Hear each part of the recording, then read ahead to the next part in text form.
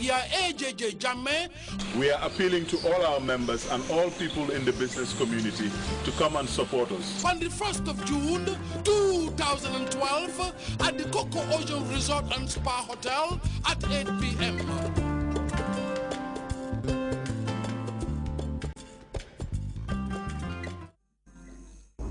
Welcome back. There is alarming evidence that the Sudanese military is using a type of bomb against rebels that is so indiscriminate and brutal that more than 100 countries have agreed to not use them. CNN's David Mackenzie has more now on the cluster bombs apparently falling in Sudan. Nestling in a crater watched over by villagers, a deadly and illegal weapon. A Soviet-era RBK-500 cluster bomb, which failed to detonate after being dropped on this remote village in Sudan. Bomblets litter the nearby fields. Each of these bombs carries 126 submunitions. Damning evidence that the government of Sudan is using such weapons in its campaign against rebels in the area. But it's civilians who are the victims of this conflict. People in the area say they hear the drone of warplanes almost daily. They scramble into caves and climb into stone shelters when the bombs start falling. Cluster bombs are known to be indiscriminate, unreliable weapons. This is why they've been banned under international law.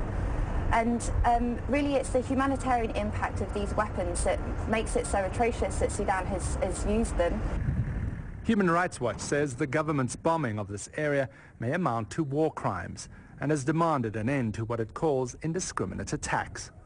A Sudanese military spokesman told CNN, quote, "We don't use cluster munitions in South Kordofan. We have no ties to such weapons." Adding, there is no need to use these kind of weapons to begin with. The fighting is in open space. The renegades don't have concrete fortifications. He also insisted these pictures could have been taken anywhere. But we know they were taken near the village of Angolo, and villagers say the bombing never stops. Today they bombed with their airplanes, says this resident. They bombed up there in the mountains and close to here.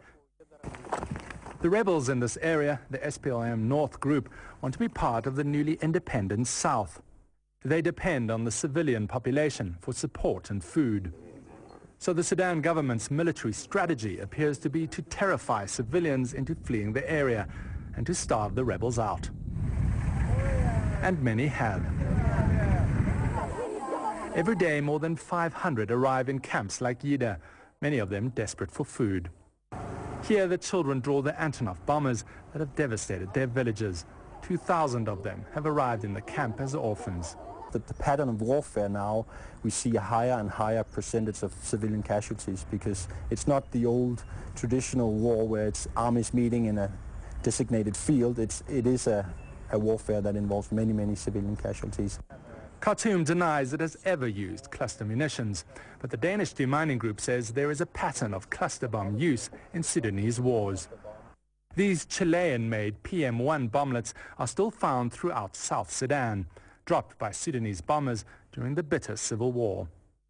Years after the fighting, these armored-piercing munitions are just as deadly. They can land in fields, in homes, in villages, and of course it poses a risk to civilians. And civilians do not recognize what is a bomblet and dangerous and highly explosive and what is a toy. So you see now a lot of curious children after these raids go and identify these exciting and new objects and blow their hands and heads off. A terrible legacy for the villagers of South Kordofan. More than 100 countries have signed up to the convention to ban cluster munitions. Sudan says it will as soon as possible. But on this evidence, the government seems very reluctant to surrender these weapons and the terror they inflict. David Mackenzie, CNN, Nairobi, Kenya. A resident in the Syrian town of Hula says government forces are shelling the area again. Last week, more than 100 men, women and children were killed in Hula on a single day. Syria says it expects to complete its investigation into the massacre this week. Despite the government's probe into the killings, people in Hula say they already know who is responsible. Some of them spoke to Alex Thompson, the chief correspondent for Britain's Channel 4 News. The UN warned us, you're past the last Syrian army checkpoint, then it's no man's land. Space out the vehicles as we go across, and if shooting starts, do a U-turn and get the hell out. You're on your own. It is a chilling, mile-long straight drive through the broken, empty buildings.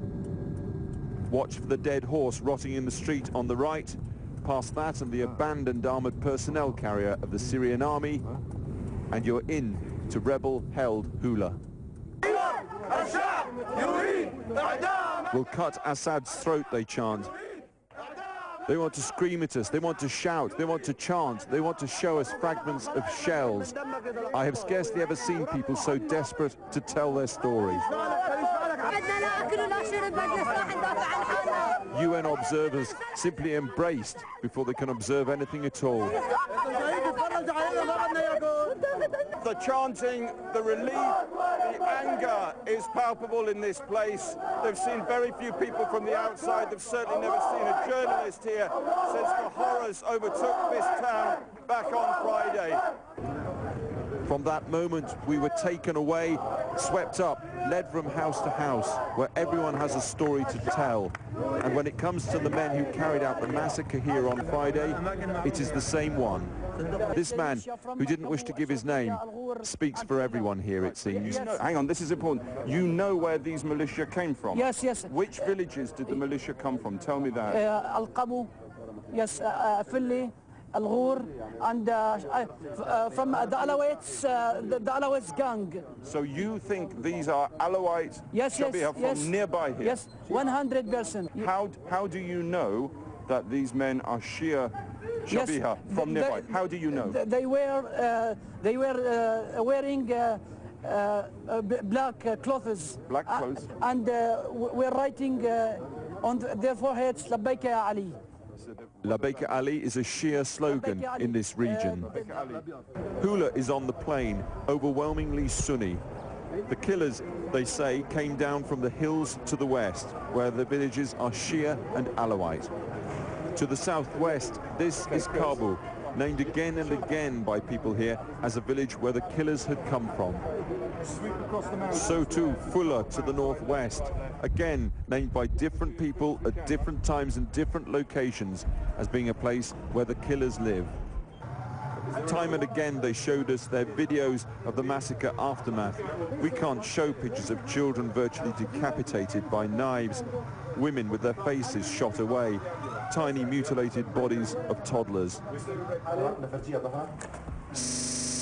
By all this, constantly brought to our attention, like 3-year-old Sadara, who was wounded by shrapnel, but her mother is dead.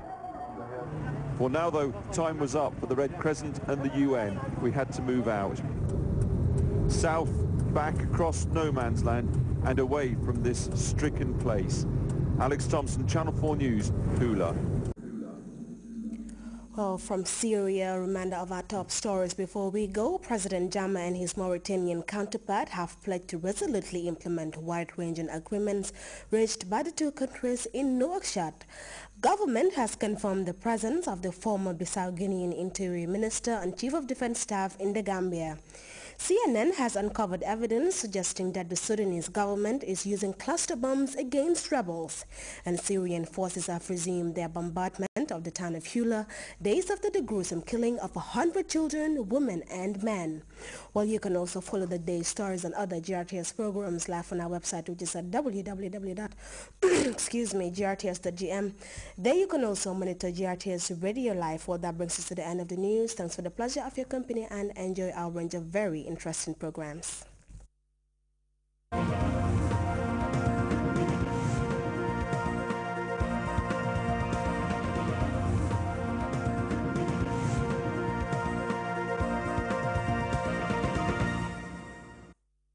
Marketing brings you attractive offers for your businesses.